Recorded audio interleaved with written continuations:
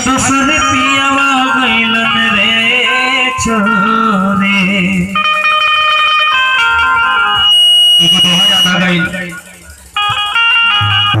नागन बैठी राह में बिरहन पहुंचिया,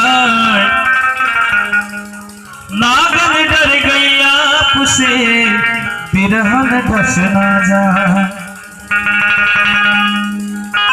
नाहर के नख में बसे दंते बसे भुजंग, बिच्छू के पोछी बसे बिरहन के सब अंग।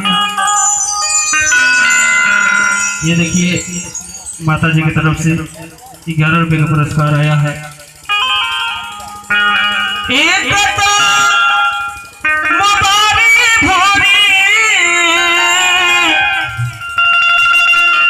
दूसरी पियावा गइलन रे छोरे।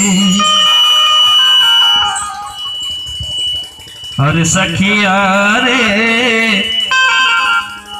तीसरे बिरह से दहिया बात लेना।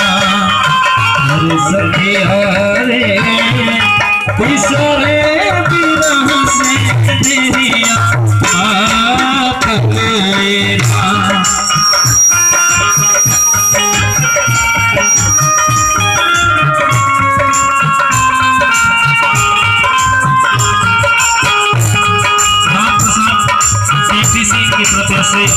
उनके तरफ से 51 रुपये पुरस्कार आया है और राम बाबा जी की तरफ से भैया की तरफ से 21 रुपये का पुरस्कार आया है। हार्दिक स्वागत अभिनंदन बंधन चरणों में प्रणाम।